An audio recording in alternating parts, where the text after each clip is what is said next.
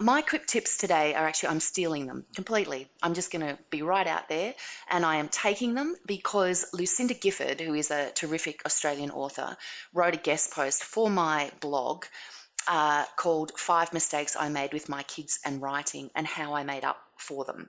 And I wanted to just talk about, encouraging kids to write so that the things that we do to try and make it happen and where we go wrong. And I thought Lucinda's advice on this was actually great because I was nodding along at the things that I did wrong with my own kids. So, because we're there and we're trying to get kids to just write for fun and do what they're going to do, but then we can get so over enthusiastic about it that we just totally overwhelm them. So one of the things that Lucinda says that we make as a mistake is that we correct small errors. So she'll be looking over her child's shoulder to peek at their work and she'll be like, no, no, no, the first sentence goes for 2 paragraphs and the spelling's all over the place and, all of that kind of stuff. And she has learned along the way not to point out the small errors. And I talk about this even for adult writers. It's really important when you're writing a story, particularly that first draft, that you don't go back and correct every full stop. You're not trying to make every sentence perfect. You're just going to try and get everything on the page. And Yeah. we need to encourage kids to do this. And as parents, we have to stop ourselves from going, look, I really feel like you need to break that first sentence up into two, as we walk along. Um, then another mistake that she makes is, being the teacher.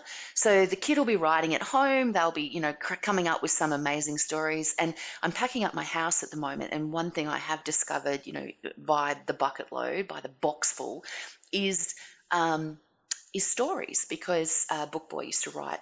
He used to make comics. He used to write books. He used to write stories all the time, and he'd do little illustrations with them and all that kind of stuff. And Lucinda said that one of the mistakes that she made was, sitting there and trying to point out the difference between a verb and a noun, while the kid is actually creating some fantastic comment about Tom who was going off to slay dragons.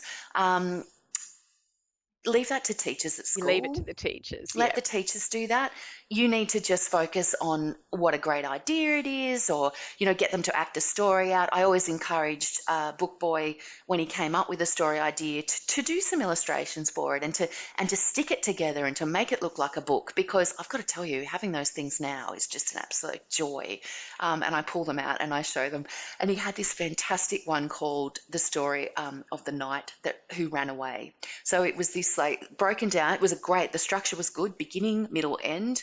It was about the knight who went out to fight the bad guy, the evil lord, and he got to the battleground and he took one look at the evil lord and he ran away. Oh, that sounds brilliant. I And love it's it. fully illustrated. It's sensational. And then the other mistake that we make, and I know I fully hear Lucinda on this, and this is potentially something that I'm sure you do this. I know you do because you are a teacher librarian. I do this as a writer. Oversharing.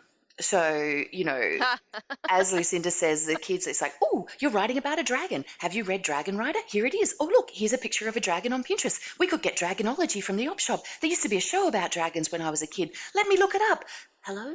Hello? Like, it's just like, Oh my, that's so me. me too. We get so overexcited and wanting to Enthusiastic. share our knowledge of every single thing that ever happened in Dragonland, and we swamp the kid who just immediately looks at us and goes, "Yeah, no, I'm not going to. If this is going to bring this out in you, I'm not doing this ever." So she suggested that we just need to step back and be subtle. And if anyone has any tips on being subtle, please get in touch with Lucinda, myself, and Megan.